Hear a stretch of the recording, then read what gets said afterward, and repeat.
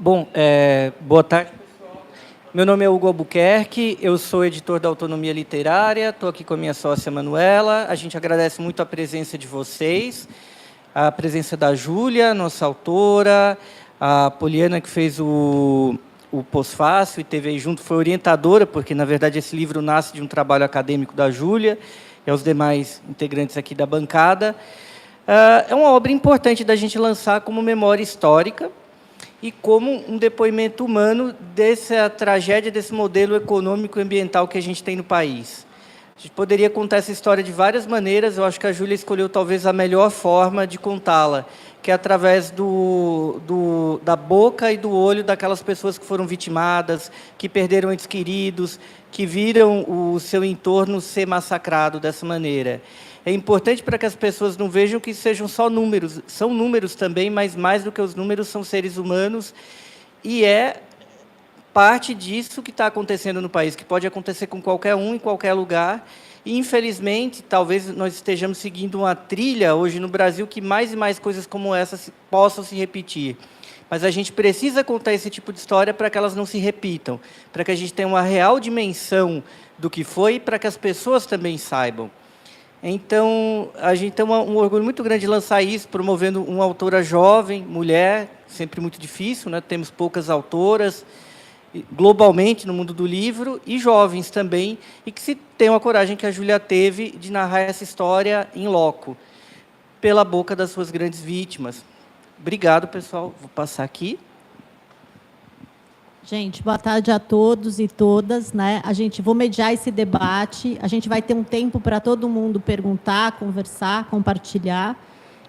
Da minha fala, eu falo que foi um processo, né, Júlia? Um processo catártico, assim, porque toda semana a gente chorava junto com as histórias, mas jornalista tem essa missão, acho que a gente vai, como diz o José Arbeques, um colega que não pôde estar aqui, que está no hospital, mas também ele disse, né, que a Júlia fez esse livro e a gente fez com estômago, com amor, mas com estômago, porque levantar essas histórias é diferente de olhar do drone, é diferente, né, do avião da Globo filmando de cima, é diferente você ir na casa das pessoas, entrar o pé na lama, ver os depoimentos, ouvir a história do Joel e sua família, que daqui a pouco vai falar com a gente, que eu agradeço muito ele ter vindo.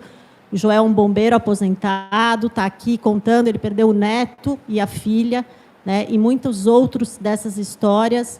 Né, o Fábio, que vai falar um pouco, que, né, faz mestrado em gestão ambiental e é consultor, um pouco desse crime ambiental e como que a gente precisa, né, falar sobre isso, senão isso é silenciado. Né, a mídia tem uma culpa nisso, que eu acho que o jornalismo fala só em datas, né, ele fala, bombardeia a população quando acontece, bombardeia um pouquinho quando tem o primeiro ano, que a gente viu agora, ano que vem já bombardeia menos, e aí vai bombardeando menos, muda de assunto, pega um outro assunto. Então, se o assunto da semana for a Petra e o Oscar, esquece Brumadinho, e a gente acaba não falando. Né? Então, eu acho que a gente tem que comprar o livro, levar o livro, entregar para muita gente, ouvir essas histórias, transformar em vídeo, em áudio, para essa luta continuar e para essas pessoas, mais de 200, não serem esquecidas. Então, eu passo para a Júlia contar um pouco e depois a gente abre para a conversa, que é o mais rico entre nós. Obrigada. Bom, gente, eu queria agradecer primeiro a presença de todos aqui. É sempre muito importante poder falar sobre Brumadinho, ainda mais fazer um debate. Eu até costumo falar que, hoje em dia, minha voz é sempre assim, porque toda vez que eu vou falar de Brumadinho, eu sempre me emociono, então não tem outra voz, ultimamente, é sempre assim. Mas vou tentar segurar um pouco, o Joel já não pode começar, que aí a gente já cai no choro também. Mas contar um pouco, acho que isso que eu quis trazer um pouco o livro, por que Brumadinho, né? Acho que muitas das pessoas me perguntaram isso. Para quem não me conhece, eu sou mineira, não sou de Brumadinho, sou de Uberaba, é uma cidade no Triângulo Mineiro. Na minha cidade não tem mineração. E foi muito interessante, quando eu decidi fazer sobre Brumadinho, eu estava com outro tema, a Polly era minha orientadora, que ela não deixa eu mentir, eu já estava com outro tema, na verdade, decidido. E depois do que aconteceu Brumadinho, eu mudei, eu falei, de alguma forma, eu queria falar sobre aquilo, eu queria contar a história das pessoas. Me incomodava, de certa forma, a gente olhar, né, na imprensa, no geral, sempre muitos os pronunciamentos oficiais, corpo de bombeiros, governo, seja da cidade, do estado ou federal, e muito pouco sobre a história dessas pessoas. Eu ficava pensando, quem será essas 270 pessoas que se foram? Quem será as famílias dessas pessoas? Então, acho que o livro tem essa vontade de trazer essas histórias, de dar luz para essas histórias. E, para quem também não sabe, toda a minha renda dos livros vai ser doada para 2 instituições, que é o Instituto Camilo Luiz Taliberti, que foi fundado pela Helena, que, de alguma forma, tem um super parentesco com o Joel. A filha do Joel era noiva do filho da Helena, e ela criou esse instituto para poder falar sobre direitos humanos, para falar muito do que o Luiz e a Camila, os filhos dela, defendiam. E também para uma outra ONG, essa da própria cidade, que é Amigos de Brumadinho, que faz um trabalho incrível na cidade, tanto de reconstrução das pessoas que perderam casas, como um próprio apoio à população, porque é engraçado que a gente fala muito, né, dos afetados, mas quando você vai em Brumadinho, todas as pessoas, de alguma forma, foram afetadas, a cidade foi afetada. Então, a gente também tem que pensar muito na questão do apoio emocional, que essas pessoas também têm que ter, porque não é só a questão financeira, e eu acho que é isso que choca muitas pessoas, né? Não é só a questão das indenizações, que o dinheiro não volta à vida dessas pessoas. Então, é muito importante também refletir por essa parte. E o livro foi algo que eu acho que, no início, nem eu pensava o que eu ia encontrar pela frente. E foi aos poucos, assim, acho que meu primeiro desafio foi pensar, será que essas pessoas vão querer falar sobre o que aconteceu? Porque, querendo ou não, são memórias muito íntimas, né, muito pessoais. E eu falei, bom, vamos ver como que vai ser isso. E, assim, para minha surpresa, de verdade, é que as pessoas queriam falar sobre isso. É interessante como surge uma questão de revolta e da necessidade de contar essas histórias. Então, foi um ano super assim, maluco, intenso totalmente, porque ouvir a história dessas pessoas é muito difícil. Espero que vocês aqui que estão hoje, que vão comprar esses livros, de alguma forma, também sentem alguma coisa. Acho que é esse o meu objetivo com o livro, fazer as pessoas refletirem sobre o que aconteceu. E eu não quero me alongar muito, porque eu, apesar de ter escrito o livro, eu não acho nem um pouco que é meu lugar de fala. Acho que o livro surge assim, dá lugar de fala para as próprias pessoas. Mas o meu agradecimento é a todos vocês. E o mais incrível foi isso, assim, quando as pessoas incríveis eu encontrei no caminho, né? Assim, a editora, principalmente, acho que eu faço um agradecimento de coração a eles, porque se não fosse eles, o livro não teria saído da faculdade. Ao Fábio, que eu conheci há pouco tempo, mas assim tem muito para contribuir. E o Joel, a gente nem precisa falar muito, né, Joel? O Joel é de Curitiba, ele veio para cá só para o lançamento, então, assim, me sinto honrada, de verdade, por ter você aqui com a gente hoje. Acho que, para fechar minha fala, depois a gente pode falar mais um pouco, quero muito também ouvir o que vocês têm para falar. Acho que o mais importante de Brumadinho foi muito mais ouvir do que falar. E eu acho isso incrível, poder contar a história das pessoas ouvindo tantas histórias, né? Então, eu vou passar a fala aqui para o Joel, para o Fábio. Depois também eu vou falar um pouco mais, a gente tem que dar uma acalmada, que são muitas emoções. Mas vou passar um pouco para o Joel. Eu queria, Joel, que você falasse como que a gente se conheceu, de certa forma, de como que foi também para você estar no livro. Eu lembro que isso é o mais engraçado das pessoas. Assim, eu chegava para conversar e primeiro as pessoas falavam, você, estudante, já falavam, acho que essa menina tem uns 15 anos, assim, meio que eu estava enganando as pessoas. Ninguém levava muito a sério. Mas foi interessante, acho que um pouco por causa disso. Assim, a gente se relacionou de uma forma incrível. Assim, eu tenho um carinho muito grande por vários dos entrevistados do livro. Então, queria que você contasse um pouco, Joel. Assim, acho que a sua fala é muito importante para todos nós ouvir também. Enfim, é isso, gente. Obrigada. Ok, boa tarde a todos. Eu sinto realmente muito gratificado pelo convite e fiz todo o esforço para estar presente, porque eu acredito na tua causa. E, antecipadamente, peço desculpa por vocês. Talvez eu não consiga concluir tudo que eu desejo falar.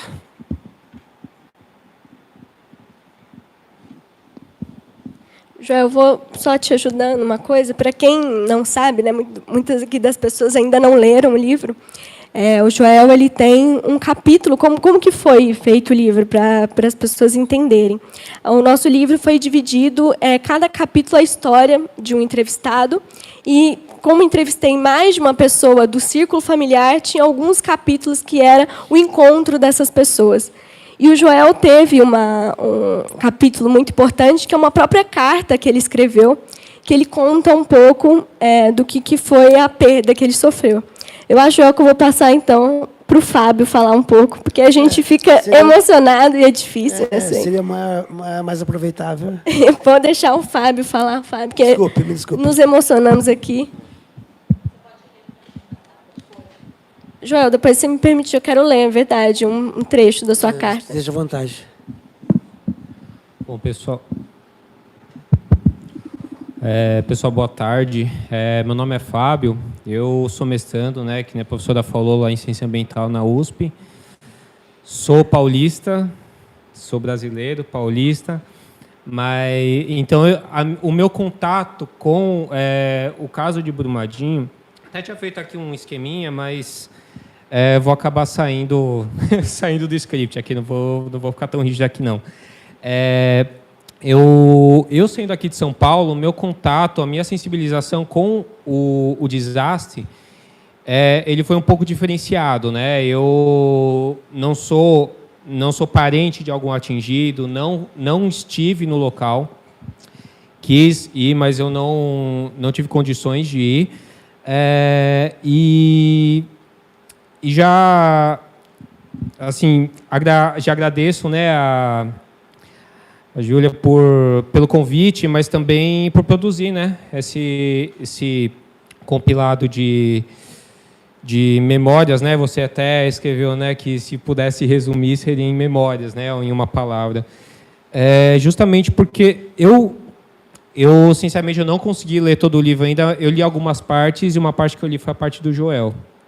Foi justamente o capítulo do Joel que eu li o do Tiago, que é o primeiro, o da Helena, que é a mãe, né, da Camila, que preside o Instituto, e do Joel.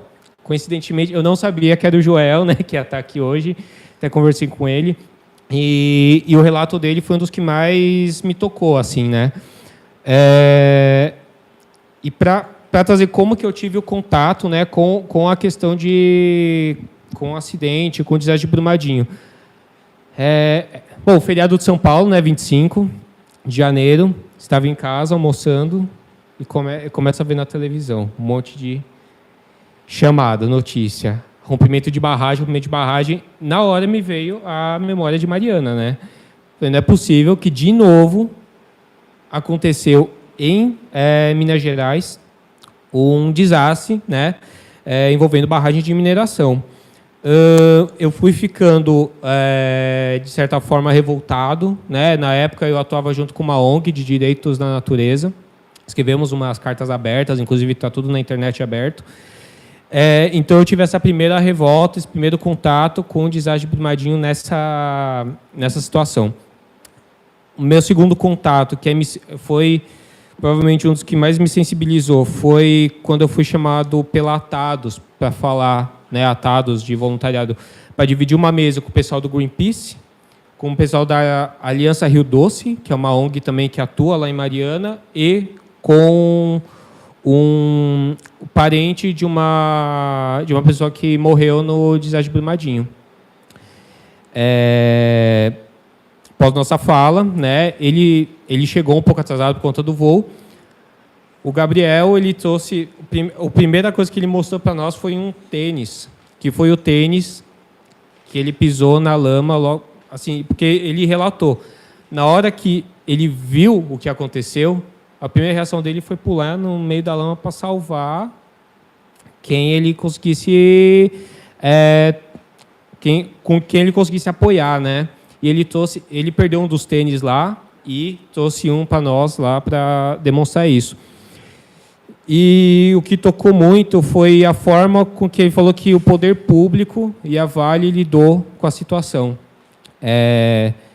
Ele relatou a parte de como ele teve que ver lá o primo dele, que ele ficou dias procurando. Ele falou, eu tive que ver lá meu primo, o corpo, meu primo, em 15 minutos, e enterrar em 15 minutos.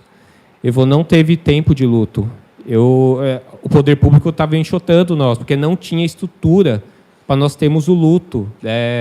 E foi, não era corpo, é o que se achava que teria o DNA do parente dele. Nesse momento, né, eu fiquei muito tocado com toda a situação, e eu até mantenho contato com ele hoje. Ele participava de algumas ONGs em Brumadinho, mas ele não teve como que se diz? Chegou uma hora que tudo isso começou a girar muito na cabeça dele, ele preferiu se afastar um pouquinho, inclusive para a sanidade dele, né, a sanidade mental dele. Então, e aí eu também, o meu terceiro contato foi na questão da família Taliberti, né, que quando eu fui procurar materiais sobre Brumadinho, um dos materiais que eu encontrei foi a ação penal que a família, né, protocolou, a ação penal, e eu li a petição.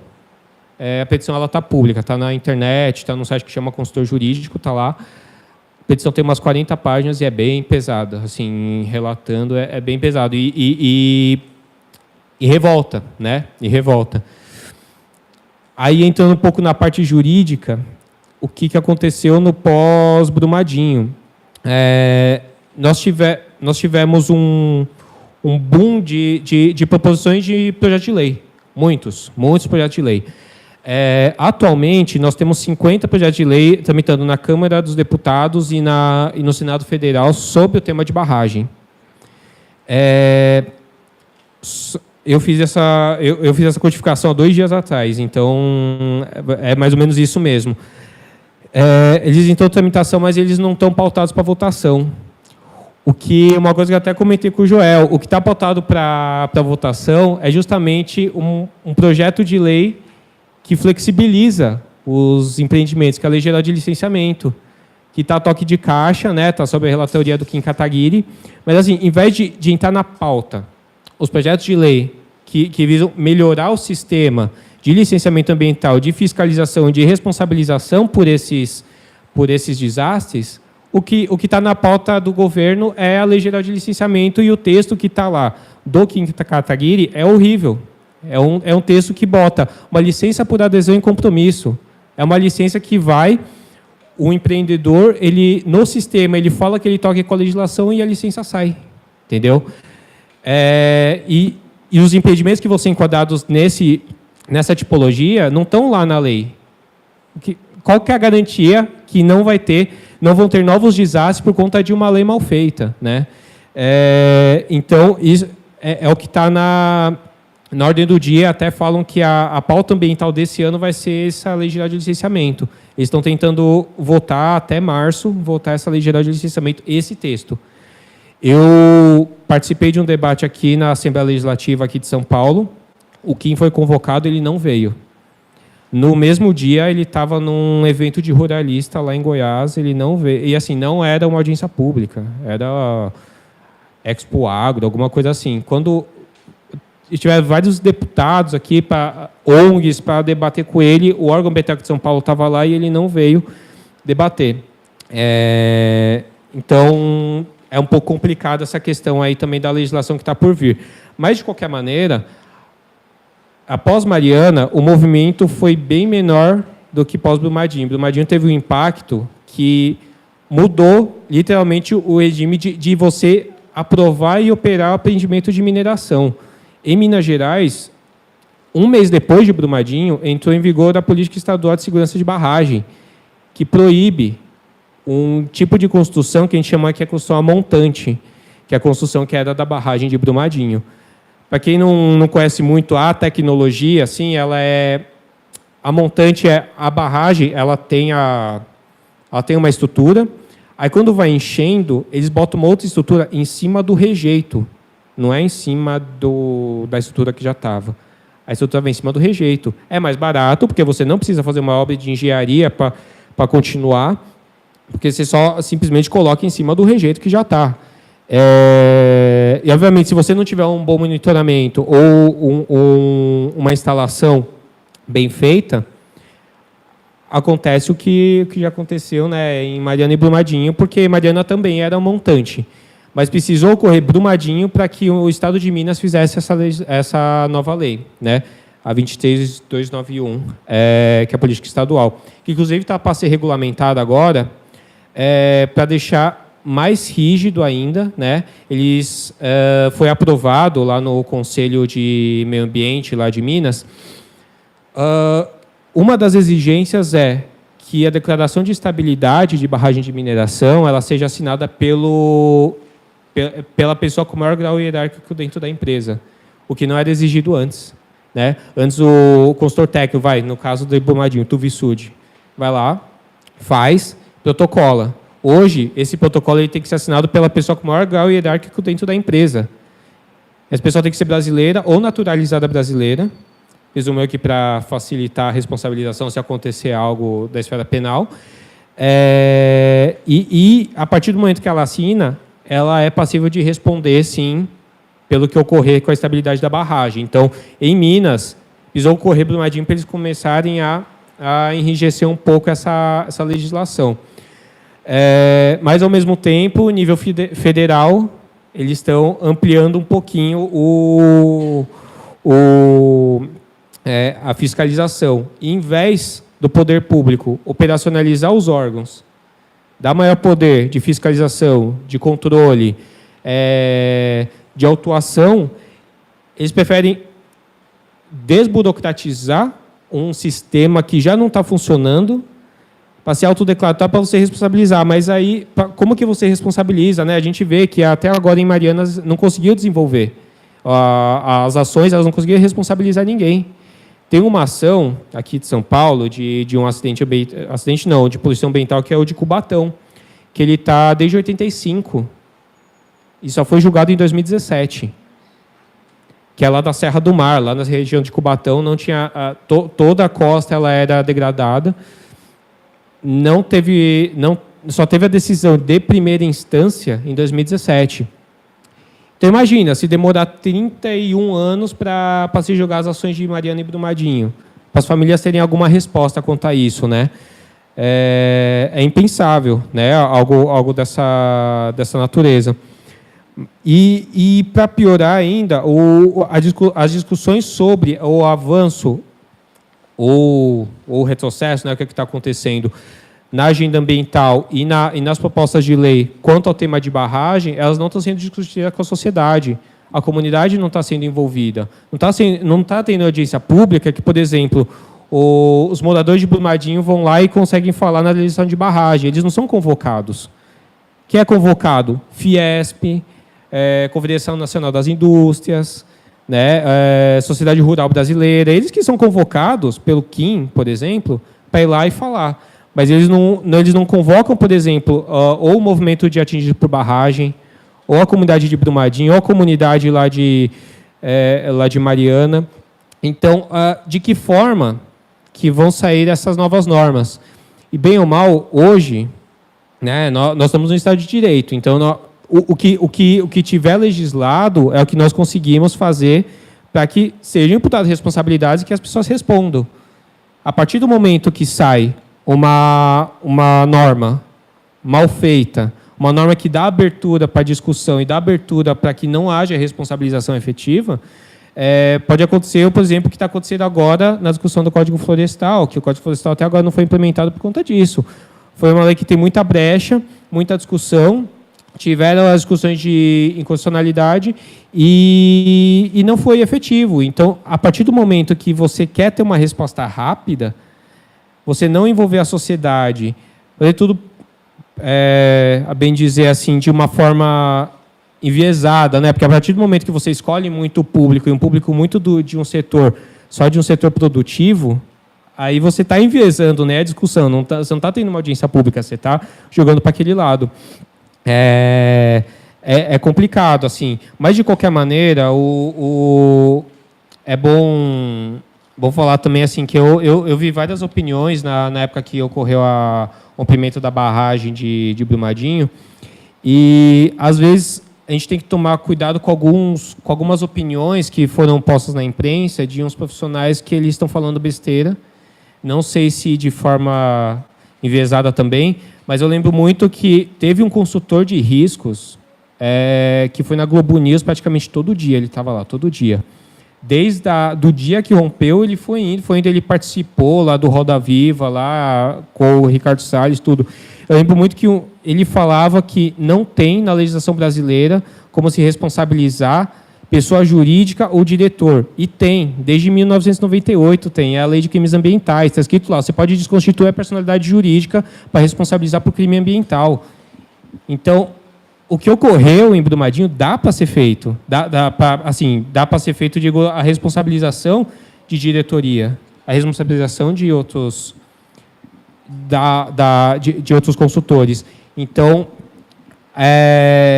também na imprensa, às vezes, tem algum material que é complicado de nós tomarmos como base.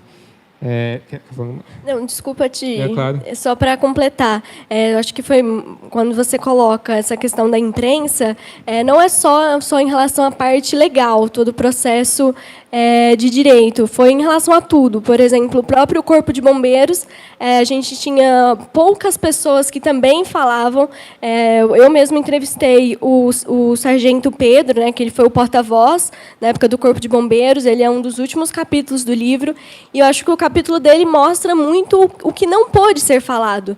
Então, com várias pessoas que eu conversei, e muitos também próprios familiares de atingidos, é a dificuldade da Vale de deixar mesmo essas pessoas se expressarem. Então, muito nos próprios acordos, né, depois de indenização, tinha uma cláusula que as pessoas não podiam mais dar entrevista ou falar sobre o caso de Brumadinho. Então, assim, é importante também que é sempre uma parte da história contada e nunca um todo. Então, acho que o livro tem isso também, de trazer o que não foi muito falado, que ficou meio escondido. E as pessoas tinham medo, tanto que o livro, né, isso foi até um processo muito comigo com a Poli, como colocar essas pessoas no livro sem também, de certa forma, expô-las, né, assim, colocar elas em risco. Eu acho que tem até uma coisa, né, Júlia, assim, o silenciamento da Vale é uma coisa para a gente pensar. Né? Porque o que nos cabe, né? Essas histórias, quando eu lembro muito da Helena falando, né, do Instituto, que ela conta o seguinte: não é mais só a questão da memória do filho, da filha, do neto, é não esquecer e continuar falando sobre isso, né? Porque teve um silenciamento da Vale, né? Uma gestão de crise, que eles falam na comunicação. Então, as pessoas não podiam falar, né? Então, a gente pensou muito, vamos colocar só as iniciais, como que a gente vai colocar? Porque vinham os depoimentos gravados da Júlia e as pessoas tinham medo de falar, né? Medo de represália da Vale. Então, assim, é uma coisa difícil. Como que você conta uma história de uma cidade que depende de uma mineradora, a família inteira trabalha na mineradora, tem que ver lá, enterrar em 15 minutos e você tem medo de falar. Né? Então, acho que tem essa... E isso eu acho que é uma coisa para a gente repensar. Assim, eu acho que eu, como mineira mesmo, eu nunca tinha questionado a questão da mineração no meu estado. A gente estudava desde pequena na escola como Minas era por causa do minério, do ouro, e rico por causa disso, e eu fui questionar agora. Então, assim, interessante como a gente não se questiona, a gente é levado a pensar que é a melhor forma. E Brumadinho é triste, assim, e acho que revoltante para as pessoas que moram lá, e as pessoas principalmente mais engajadas, é que eles não se veem de outra forma economicamente. O próprio prefeito, que foi outra pessoa que eu entrevistei, que também está com depoimento no livro, a preocupação dele não era a preocupação com as pessoas, a questão social, mesmo psicológica, era a questão financeira. Como que Brumadinho ia sobreviver depois disso? Porque a gente tem Inhotim, que é um grande museu, né, um dos maiores museus a céu aberto da América Latina, mas que não tem relação com a cidade. As pessoas trabalham em Inhotim, mas não vão no seu lazer, elas não convivem em Inhotim. E lembrando também que o próprio dono de Inhotim, ele é dono de mineradora. Aquela área também era uma área de mineração. Então, assim, surgem várias contradições na própria cidade. E é interessante, na maioria dos depoimentos, como trabalhar na Vale era o melhor cargo possível que a família podia ter. Então, uma família que perdeu parente não era apenas uma, às vezes a família perdeu vários integrantes da família. Inclusive, acho que aqui, como mulher, eu vou usar um pouco do meu espaço aqui para representar também as mulheres, porque a maioria das pessoas que morreram eram homens, porque, ainda assim, nas mineradoras, a maior parte das pessoas que trabalham são homens. Então, a maioria das pessoas que ficaram eram mulheres. E quando a gente vê, e é interessante que a minha parte de pesquisa foi muito difícil, porque não se tem muitos dados, eles não querem que seja divulgado, porque não é bom falar sobre isso, quanto mais a gente fala sobre isso, pior, né? Fica na tensão. E tem vários estudos, né? Depois saiu na própria Secretaria de Saúde de Brumadinho como aumentou o número de suicídios, e a maior parte por mulheres, porque eram as pessoas que ficaram.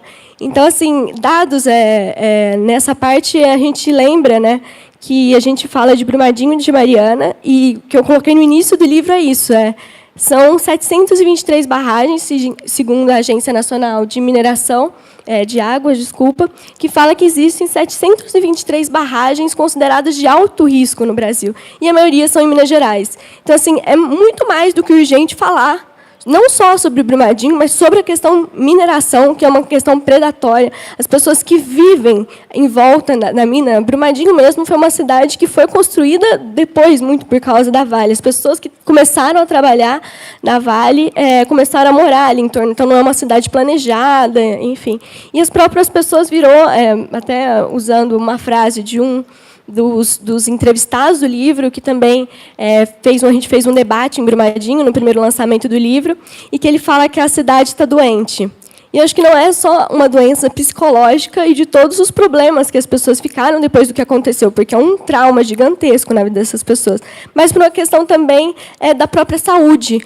Todo o minério ali vai para a água que as pessoas bebem, o ar que as pessoas respiram. Então, é muito importante que a gente também possa refletir nessa questão também. Fábio, desculpa, foi uma pequena, longa interrupção, mas... Eu vou dar uma sugestão só para você ler o trecho da carta, ou ler a carta do Joel, depois a gente retoma com o Fábio. Pode ser, Fábio? Sim. A Júlia lê. Enquanto a Júlia acha, gente, uma coisa para a gente pensar, que eu estava pensando aqui, não é só com a mineração, é a cana-de-açúcar, é o agronegócio, é o indígena. Então, tem uma relação de serviciência com esse agronegócio. Né? Os depoimentos, a gente via, as pessoas falavam, eu tenho medo de falar porque a Vale, meu marido estudou porque estava na Vale, a Vale pagava o uniforme do filho, eu tenho uma casa porque eu trabalhava na Vale, eu pago a conta na mercearia por mês na conta da Vale. Então, é uma coisa ainda de um Brasil, Casa Grande, senzala mesmo. É uma coisa, as pessoas são dependentes daquele lugar. Não vão passear em Inhotim, né? Não na verdade, elas vivem em volta da mineração, a cesta básica vem da mineração, tudo vem da mineração. E aí, muitos morriam de medo de dar o depoimento. Foi difícil. Muitos falaram de primeiro, muitos não. Mas você não pode censurar eles, né? Não dá para censurar o povo daquela região, não, que realmente eles viviam e vivem da Vale. Toda a perspectiva de vida deles quando mandavam o filho estudar em Belo Horizonte, que é pertinho ali, 30 quilômetros, era com o intuito de prosperar, ser um técnico, um engenheiro da Vale. Né? Então, a dependência era muito acentuada. Né? Então, conversando com aquelas pessoas ali também, eu verifiquei assim, quão miseráveis eles são em termos assim, não de poder aquisitivo, mas ter a única dependência, o único elemento que sustentava eles ali era a Vale. Muitas vezes eu falava com alguém da região ali, eles falavam assim, como a gente vai fazer agora se o órgão público fechar a mineração aqui? Que nós vamos ver do quê?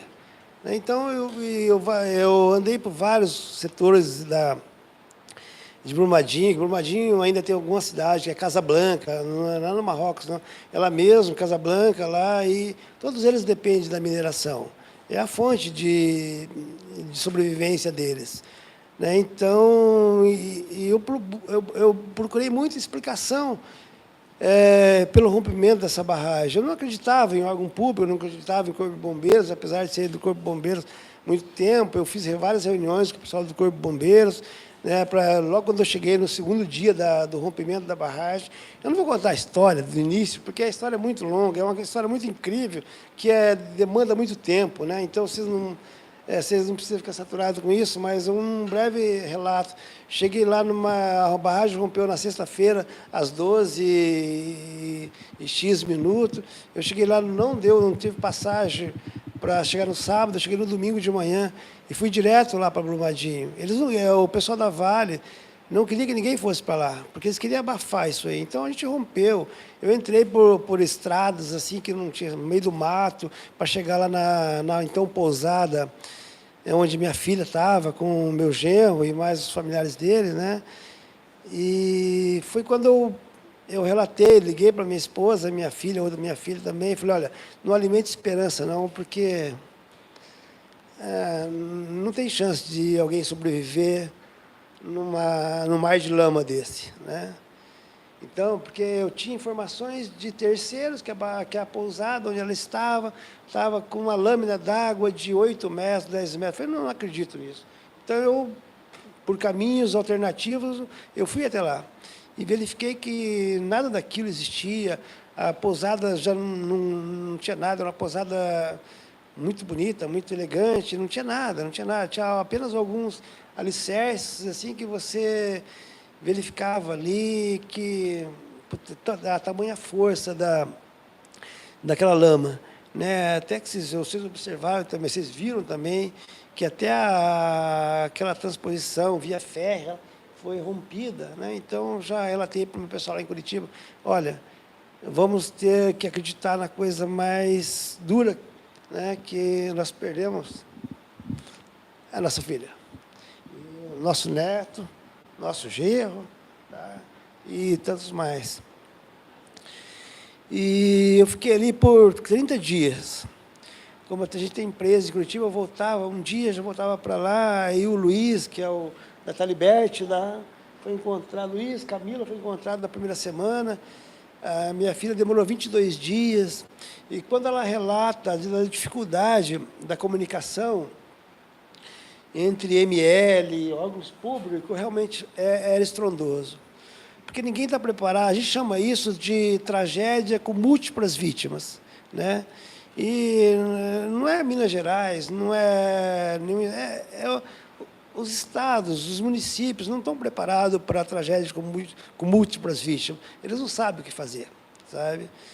Então, lá eles estavam fazendo o que dava, e a gente procurava uma informação aqui e ali, e não havia. Então, você teria que buscar. E, com certeza, a Vale estava tentando segurar as pessoas longe da tragédia.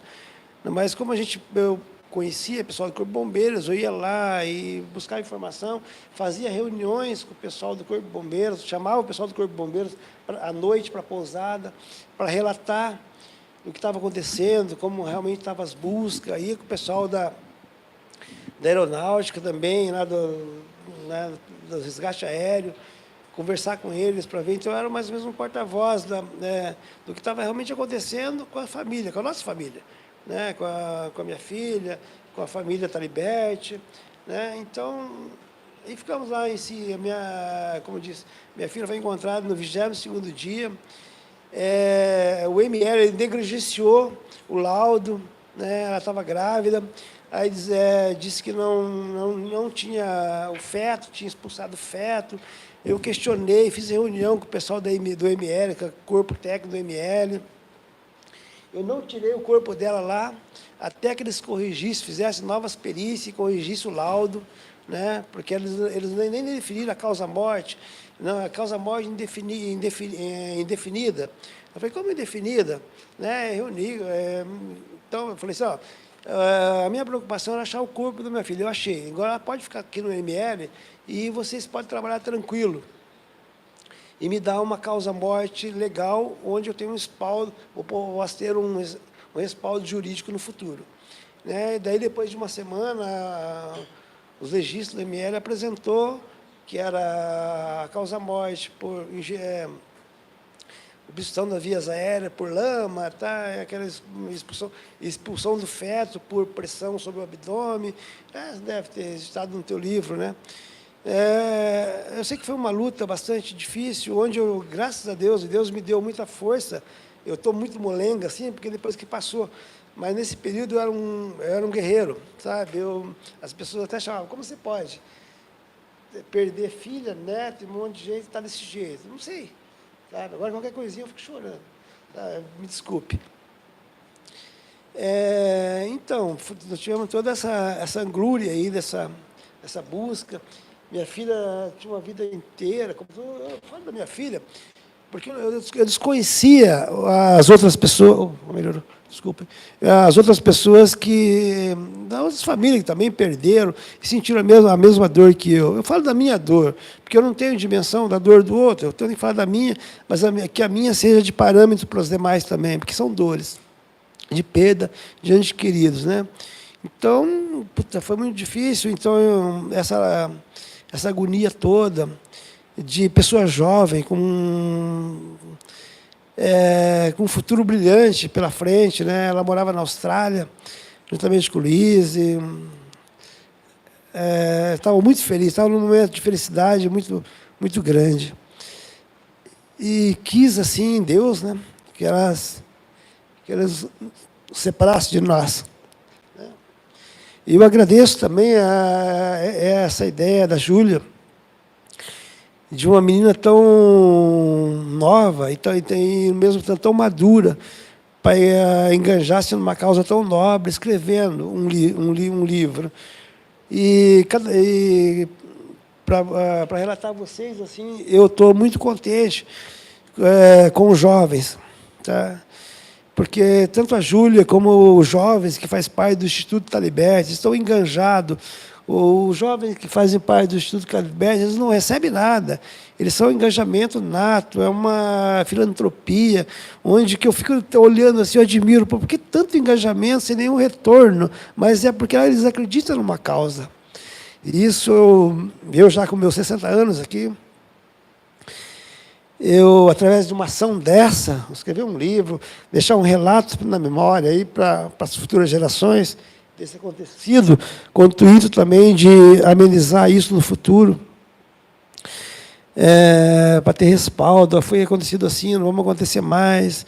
E torço e peço a Deus que o poder jurídico do Brasil seja mais consistente e que não passe panos mornos nessa ação dessas pessoas que exigem o lucro a qualquer custo, a custo de vidas. A vida para eles são apenas números, né? Onde, se eu matar você, custa 10 mil reais. Se eu fazer manutenção na barragem, vai custar 100 mil reais. Então, eu matar você, porque você é um número, para mim não importa, né? A gente tem que fazer essas pessoas sentir na pele quanto custa uma vida humana.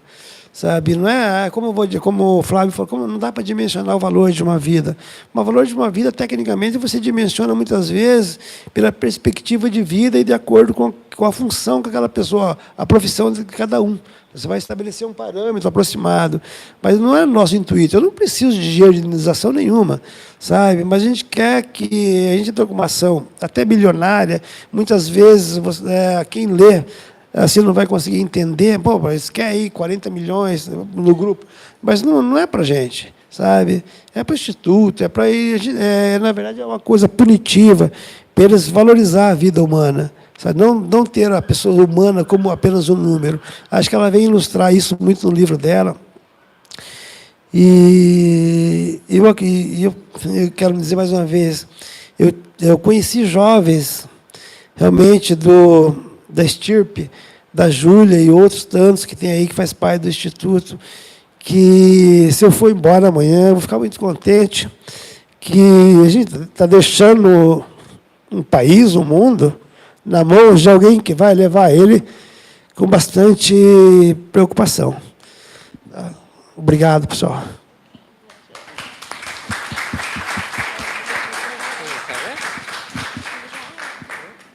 Vou nem ler, porque nada melhor do que ouvir direto do senhor, eu acho que... Quer falar, Fábio? Não, acho que dá até para encerrar.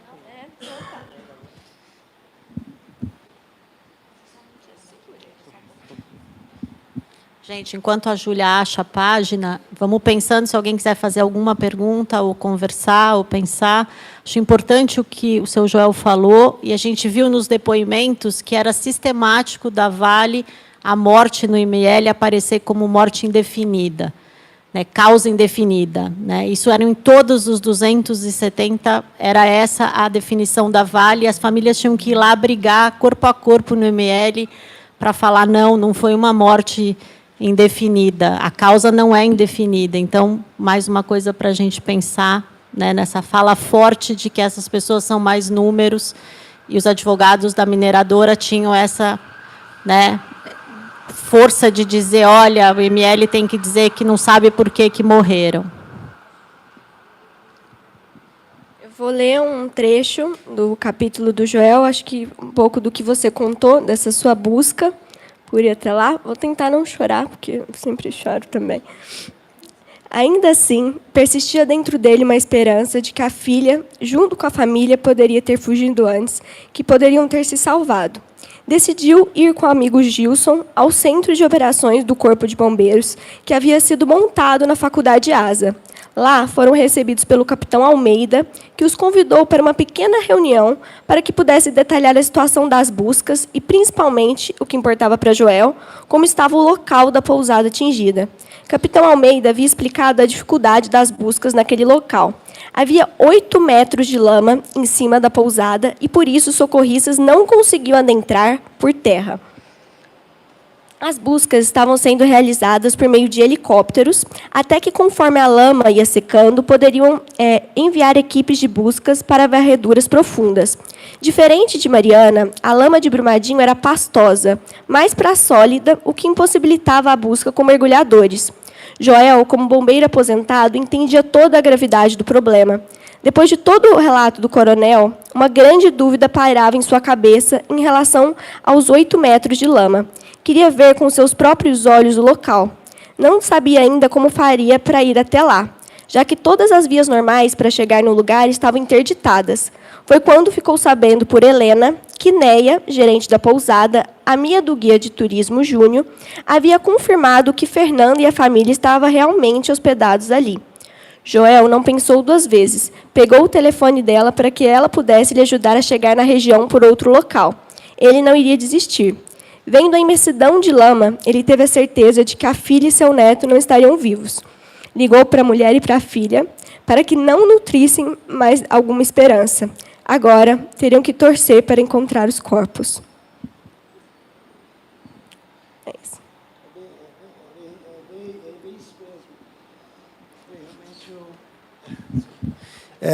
Esse relato realmente é muito verídico. No resumo breve de tudo, né? Porque se for fazer uma dissertação maior, é muito longo isso. Só a nossa causa estamparia esse livro, né? Tudo que a gente fez. Mas, num relato assim, resumido, é muito verídico o que você relatou. Parabéns.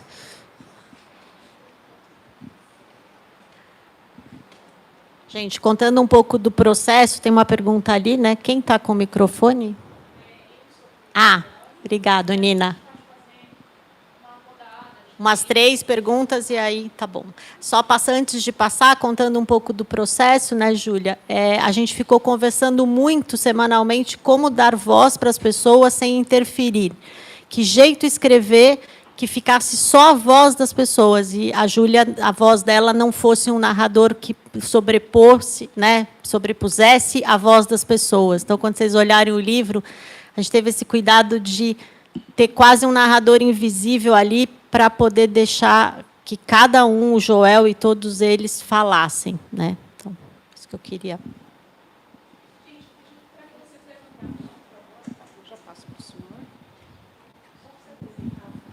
Boa tarde a todos. Meu nome é Rodrigo. Eu sou de Belo Horizonte também. Já tive a oportunidade de trabalhar na indústria de mineração. Eu sou advogado, hoje não trabalho mais com isso, mas de 2008 a 2012 eu tive a oportunidade. Parabéns, Júlia, pela obra. Joel, meus sentimentos por todas as perdas suas, da sua comunidade. Que vocês tenham forças para seguir em frente. Mas, assim, a gente fica vendo algumas coisas que tem que ser levado em consideração, responsabilização de maus empresários, responsabilização de políticos, porque, pensa bem, a Vale foi fundada em 1942 em Itabira. Nunca tinha tido em Itabira, ela tinha o Morro do Cauê, que era uma montanha de 800 metros de altura, que hoje é um buraco que, a despeito de qualquer discussão a respeito da questão ambiental, teve rompimento de barragem, não teve lá. 2015 você tem Mariana, 2019 tem o caso de Brumadinho, e a Vale tinha sido privatizada em 2006, em 2007. Na época, eu lembro que eu frequentava muito a cidade de Itabira, tinha amigos lá e alguns fornecedores, que, assim, a primeira ordem depois da produção é cortar 30% no valor que paga para todo e qualquer fornecedor. Quer dizer, num contexto diferente da empresa. Ainda que a gente reconheça a incapacidade do Estado ser empresário, se você vai privatizar buscando rentabilidade, buscando um aumento de performance, mais produtividade, isso tem que ser feito com extrema responsabilidade. Se você está delegando, você tem que exigir de quem você está delegando um compromisso maior ou tão grande quanto que você tinha com essas questões. Você fica pensando, por exemplo, que em 2012 foi instituída em Minas Gerais e no Pará a taxa de fiscalização de recursos minerais, que ela foi questionada porque já tinha o governo federal arrecadando a CEFEM, que era a contribuição financeira por exploração mineral, e os estados não podiam cobrar. Isso foi cobrado com a desculpa de fazer fiscalização, e foram mais de 250 milhões, e as fiscalizações não foram feitas. Coincidentemente, 2012 era um ano eleitoral. Né? Você começa a pensar, a mineração ela tem um princípio jurídico, que é o princípio da rigidez locacional. Você não escolhe onde você faz mineração. O minério ocorre num determinado local e explorar é importante, porque a gente compra carro, a gente tem coisa que tem vidro, a gente tem diversos bens que a gente tem e consome no nosso dia a dia, que são frutos da mineração. E ela está sujeita a esse princípio da rigidez locacional. Então, vai abrir uma mina, vai fazer algum tipo de coisa, e o planejamento, e o plano diretor? Cadê aquela população que está numa determinada região que tem que ser realocada antes de início de operações? Como é que o prefeito da cidade conversa com o empresário, conversa com o Estado, conversa com o órgão de licenciamento ambiental? Então, assim, é uma amarração que tem que ser feita por diversos stakeholders, por diversos players desse setor, para evitar que novas tragédias feitas essas ocorram. Então, parabéns por imortalizar isso, para guardar essa memória, porque assim, tem diversas lições que começam desde pensar a aventura de fazer cobranças eleitoreiras, a perseguição de lucro a qualquer custo numa indústria que é potencialmente danosa, né? São diversas coisas que a gente tem que pensar para que isso não ocorra novamente. Mas parabéns e, de novo, meus sentimentos.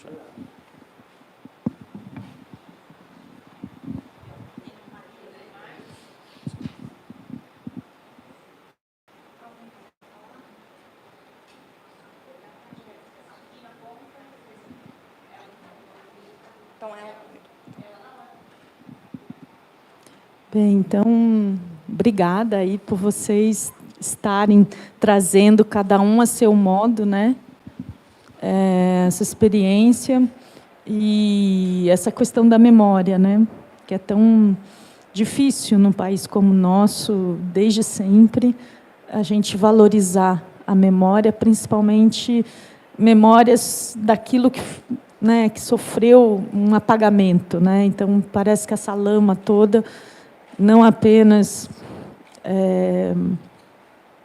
matou vidas, matou esperanças, matou forças, né? Mas matou também a presença daquilo que antes era vida. Então, um tipo de iniciativa dessa é tão importante mesmo. Eu só queria aproveitar e perguntar, tanto para o Joel, quanto para a Júlia, para você também que está, e eu sei que a Poliana acompanha, como que vocês puderam perceber, porque na medida que a Júlia traz um relato a partir do jornalismo, né, Júlia? Como que o jornalismo instituído, a mídia, o Estado de Minas, a mídia de São Paulo, a mídia do Rio, ou a mídia internacional, não sei, cada um... o jornalista da mídia tradicional teve o cuidado de fazer o que a Júlia fez. Então, um pouco entender como que vocês poderiam falar para a gente sobre a ação né, de um outro tipo de mídia diferente da Júlia, diante de um caso como esse. Então, existe 2, 3 tipos de jornalismo, né? Existe aquele jornalismo o sensacionalista, né, que explora a tua emoção. Eu pedi a palavra porque eu vivi isso, né? Eu cheguei até por filmar no meu celular e eles me entrevistando, participamos lá daquele jornalista que é Caco Barcelo. Caco Barcelo, eu andava o Caco Barcelo para todos os lados lá, para tentar, eu imaginando que ele ia fazer alguma coisa de proveitoso. Mas cada vez ele me entrevistava lá 3 ou 4 horas, andava para aquele banhado, levava ele nos pontos onde eu tinha acesso e a imprensa não tinha, né? Então ele formou uma gama de matéria, mas depois sofre a censura da emissora, né? Ele não deixa publicar, porque é interesse da Rede Globo, ou qualquer outra emissora, de ventilar só aquilo que não causa lesões financeiras à organização, né? Por quê? Porque a Vale economicamente é mais importante que nós, né? Então ele passa por uma triagem. Muito diferente de um jornalista independente, onde não tem que dar justificativa para os grandes poderes econômicos. Ela pode ter uma expressão livre, que é o caso da Júlia. Então, ela não tem comprometimento com ninguém. O comprometimento é com a verdade. Então, é a diferença desse jornalista, né? Onde eu não vou censurar o Caco Barcelo ou outras pessoas que nos entrevistaram.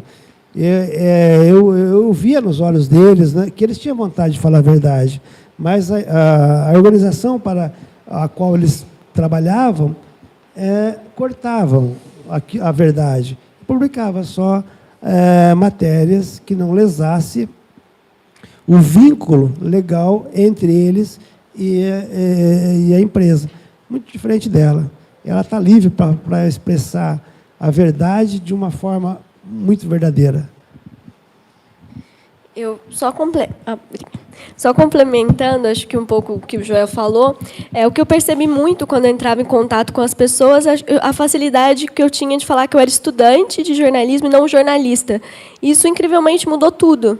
Porque quando eu chegava, principalmente nas pessoas, nas vítimas, tanto os que sobreviveram como os familiares das vítimas que se foram, as pessoas já vinham assim: você é estudante de quê? De jornalismo. Mas que tipo de matéria que você vai fazer? E aí, conversando com essas pessoas, eu percebi que todas que tinham conversado com jornalistas tiveram uma péssima acompanhamento, porque muitas vezes o jornalista gravava, entrava na casa dessas pessoas, essas pessoas de alguma forma já se sentiam totalmente violadas, porque era uma quebra ali da intimidade dessas pessoas, das memórias, e no final não tinha talvez um acompanhamento de falar, porque a gente na grande imprensa uns segundos, é muito rápido, não tinha uma delicadeza de falar, olha, vão ser pouco tempo, então as pessoas se sentiam totalmente invadidas, desrespeitadas por ter dado uma entrevista falando tantas coisas e ser recortada, e ser falado 5 segundos, e muitas vezes eles tiravam o que as pessoas queriam dizer: estou revoltada, não estou satisfeita, eu quero que a Vale seja punida. E essa parte não era colocada na imprensa. Então, a maioria dos comentários que eu vi é muito ruim. O jornalismo lá não era bem-vindo. Então, acho que uma das facilidades que eu tive era por ser estudante, quando eu falava do meu projeto, as pessoas já olhavam de outra forma, que não era para explorar de forma nenhuma, acho que era sempre a preocupação que eu tinha, não é essa a minha intenção, eu quero contar a sua história, eu não gosto muito do termo de dar a voz, porque eu acho que soa um pouco arrogante, mas no sentido de poder disponibilizar, divulgar mais essas histórias. E eu acho até que fico muito feliz quando o Joel fala da juventude. Eu sou jovem, então estou puxando um pouco de saco para minha faixa etária, mas é verdade, assim, eu fico muito feliz quando eu vejo mais jovens E são muitos, assim, acho que na faculdade a gente vê muito isso, né, Poli? Assim, quantos jovens, inclusive tenho 2 colegas de sala aqui hoje, a Thalita e a Bia, que são jovens que querem fazer a diferença. Então, o jornalismo passa por uma grande crise, também tem a minha ex-chefe também, do jornalismo, aqui a Denise. O jornalismo passa uma grande crise, mas existem, sim, jornalistas que querem fazer a diferença. Acho que isso vale, não é a maioria, mas vale uma parte. Obrigado do comentário do colega, né, de BH também. Acho que foi do Joel também. E aí, Cris, eu acho assim, tem uma frase do Garcia Marques que ele falava que jornalista é um contador de histórias, né, e também faz prestação de serviço público. É isso ser jornalista, é contar histórias, contar a história de outra pessoa e prestar um serviço público. No sentido, se for uma denúncia, você tem que fazer. Né? Se é uma denúncia que vai melhorar aquela população em detrimento de uma minoria ou de uma família, você tem que fazer. Né? Você faz um juramento de trabalhar em serviço público. A melhoria da democracia. Isso, acho que a gente fica muito feliz de que na PUC a gente bate nisso o tempo todo. Né? É um curso super crítico. Né? A gente bate todas as aulas e, assim... Porque é isso, né? É uma vergonha o jornalismo que fizeram de Brumadinho, fizeram de Mariana. Né? Eu falava para a Júlia, você chega na casa das pessoas com maior cuidado, né? Você pede licença para entrar. Né? A gente fala isso, você vai fazer uma entrevista, você não entra num prédio ocupado, na casa de ninguém, já sai filmando. Né? E eles sentiam muito isso, eles falavam, as pessoas estão compartilhando lama que nem é de Brumadinho, nas redes sociais estão compartilhando, a pessoa nunca foi nem para Minas, não sabe nem, e está se solidarizando como. Né? Então, acho que esse cuidado a gente tem que ter, e é muito duro a gente ver uma imprensa tão deturpada. Né? Mas eu acho que a gente tem que fazer a nossa parte. Não, só falar que nesse evento Datados, o morador lá de Brumadinho, né, ele relatou dessa parte da imprensa, e talvez o Joel possa até confirmar isso, que ele falou que a imprensa ficava muito sediada na frente de uma universidade, né, de uma faculdade, era a base. Aí o caminho que eles faziam é de lá para frente da base dos bombeiros, ali era a base dos bombeiros, né, se eu não me engano, eles ficavam lá só para esperar sair a notificação oficial. E quando eles iam transitar, eles pegavam um helicóptero e iam para onde estava tirando o corpo do meio da lama. Era uma empresa bem sensacionalista mesmo. Eles não transitavam muito para mostrar os problemas da população, o que eles precisavam, qual que era o apoio que eles precisavam, qual que eram as dificuldades que eles estavam tendo. Era puramente mostrar o Pedro, né? Muitas vezes era o Pedro que dava o relato oficial, e depois pegava o helicóptero para ir lá para o meio da lama e mostrar o helicóptero o piloto, fazendo o resgate, tudo. Então, ele falou muito que a voz social, principalmente nessas primeiras semanas de Brumadinho, foi muito abafada pelo sensacionalismo da imprensa. Né? Ele não citou nenhuma mídia específica, mas ele relatou que era isso, era esperar o oficial, pegar o helicóptero e mostrar a tragédia. Não era tentar resolver o problema mesmo que estava lá, ou se não dar voz para quem estava lá e precisava de algum auxílio. Só acrescentando uma coisa, quando a gente optou por pôr nome nas histórias, mesmo iniciais, é porque as pessoas que morreram têm nomes. Né? A imprensa noticia a lama, o corpo sem nome. Né? Então, vira tudo número. Achou o centésimo primeiro, mas essas pessoas não são identificadas como pessoas que tinham uma família, uma casa, um trabalho. Então, foi essa a preocupação, né, Júlia? Boa tarde, meu nome é Denise, eu sou jornalista, sou amiga da Júlia, a gente trabalhou juntas, e eu acompanhei boa parte do processo, a gente chorou juntas, eu dava algumas dicas, que eu tenho mais tempo de jornalismo do que ela, e em dado momento ela me perguntou assim, uma pessoa me falou que eu não posso chorar com as vítimas. Eu falei, mas por que você não pode? Eu choro junto, porque são pessoas, e não tem como a gente diferenciar isso. Então, eu queria saber de você, assim, você é jornalista e você teve todo esse lado emocional, você sempre chora, você sempre se emociona, e eu também, eu não consigo ser diferente, eu não quero ser diferente. Como é que foi isso para você? Como é que foi a relação com as vítimas?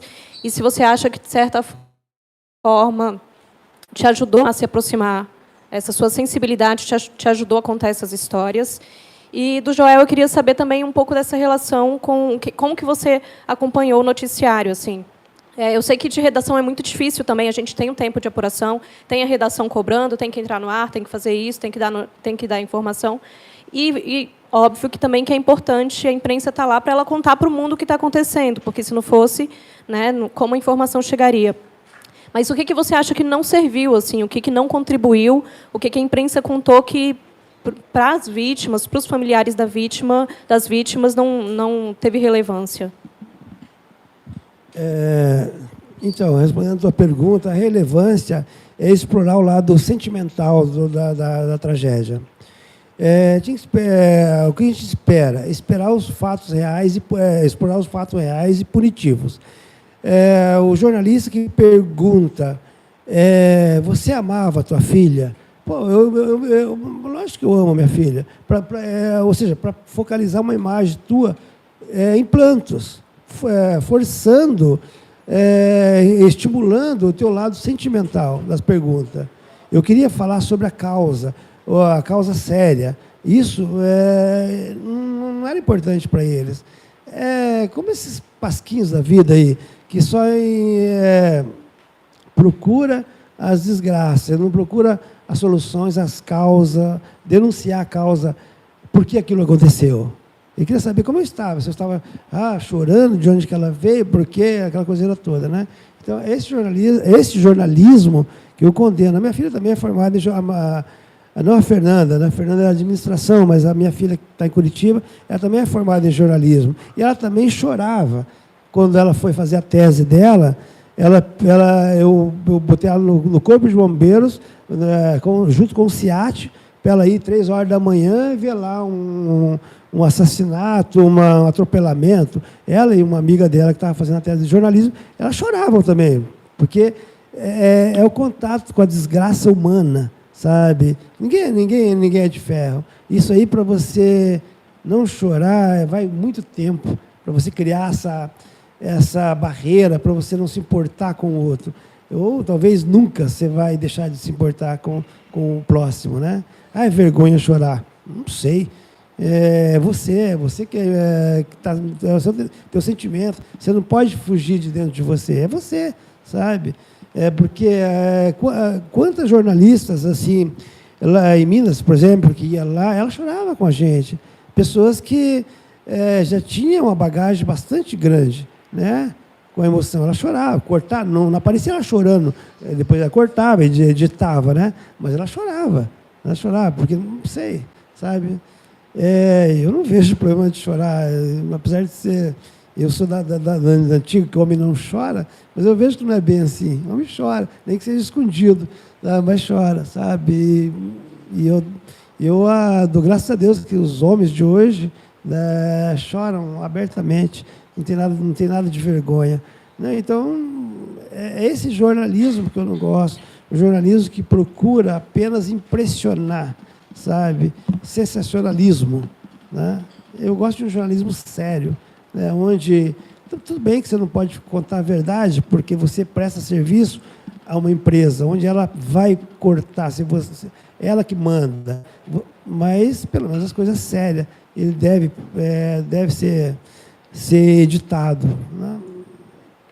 Então, a maior frustração de quem estava lá, como a Júlia falou, fazia uma entrevista lá, prestava, fugia, no meu exemplo, outras, vou pegar o Caco de novo, né? Ia lá, mandava o carro, andava 20, 30 quilômetros, mostrava os locais onde era pousado, aí depois você vê a reportagem dele no final, não aparece você, não aparece, não é questão, não quero aparecer, mas não aparece a tua mensagem séria.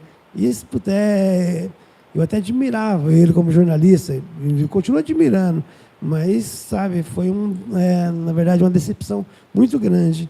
Pelo tempo que a gente perdeu, investiu nele, né, para ele trair a gente dessa forma. Tá? Eu acho que não é correto isso. Tem uma outra coisa também que eu falava para a Júlia, né, Júlia, a gente tem que fazer o lançamento lá para dar uma devolutiva para as pessoas. né, para os entrevistados poderem ir no lançamento, porque também eles reclamavam muito isso, que a imprensa não volta mais. Ela fala no dia do acidente, nunca mais ela fala nem para avisar se vai passar aquela notícia, se, né, ela não fala mais com as pessoas, o entrevistado some da entrevista, é cortado. Então, essa preocupação da gente fazer lá, né, Júlia, também. Denise, bom, em relação à sua pergunta, eu ouvi muito. A gente, por mais que a PUC, né, Poli, a PUC tem uma preocupação humana, a gente estuda muito sobre isso, mas a gente tinha vários professores, um pouco mais tradicionais também, que falavam muito dessa questão de ser imparcial, de ser neutro.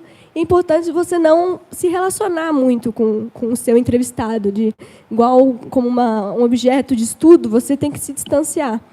E, na prática, e eu não concordo nem com a teoria, é de que é impossível fazer isso. E eu acho que não se deve. O que eu percebi foi, inclusive, o último capítulo do livro é o meu relato, a minha experiência, e eu falo muito sobre isso. Assim, se eu não tivesse me aberto para essas pessoas, eu não teria criado o vínculo que eu criei e não teria tido as histórias que teve naquele livro, porque eu acho que você se coloca no lugar daquelas pessoas. Acho que eu passei por 3 processos ao longo do livro. Primeiro, eu me coloquei no lugar daquelas pessoas, que é a empatia, que eu acredito que é um dos sentimentos mais importantes do mundo.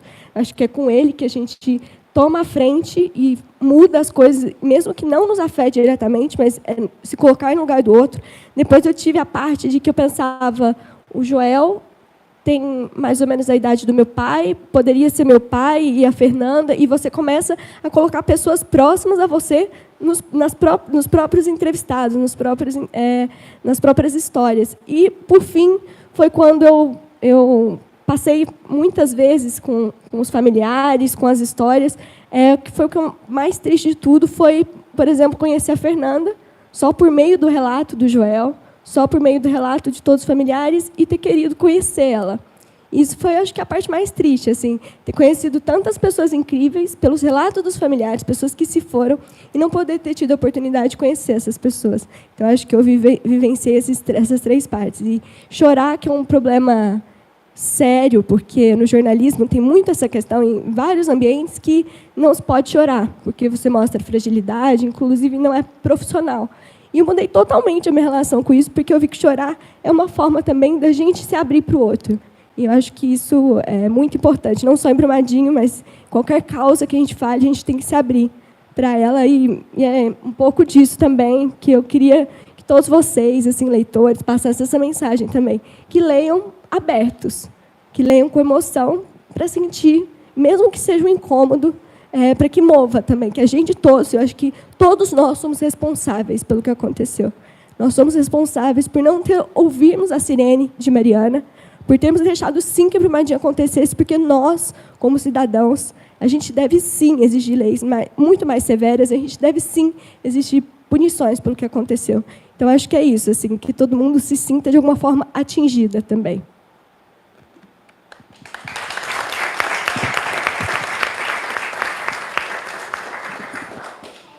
Bom, na verdade, eu não tenho uma pergunta, é mais um sentimento. Eu cheguei aqui desatualizada do seu currículo. Então, a primeira coisa que eu perguntei se era resultado de um mestrado ou de um doutorado. Parabéns, de verdade. E o Joel também, porque eu sei que é difícil relembrar, contar e relembrar, né? E é muito difícil, eu imagino. Quer dizer, não imagino, na verdade. Eu fiquei muito sensibilizada com o que você contou. Eu sou capixaba. E é difícil também lembrar, por exemplo, de Mariana e não emocionar. É muito difícil. A minha família mora muito perto. Desculpa.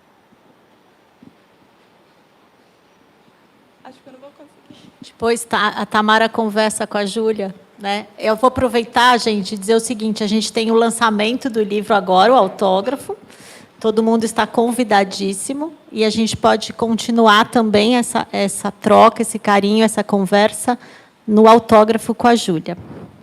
Obrigado a todos.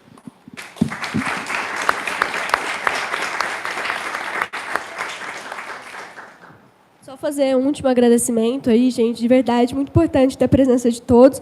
pessoas que eu conheço, pessoas que eu não conheço. É incrível receber esse retorno. Um agradecimento muito especial à Poli, que me acompanhou durante toda essa jornada. Sem ela, o livro também não daria, que ela é uma parte muito importante desse processo. Ao Fábio, que a gente conheceu tão recentemente, foi incrível. Assim, a gente me mandou mensagem, ligou e ele aceitou o convite. Eu acho que você tinha que estar aqui hoje. Acho que a sua presença foi muito importante.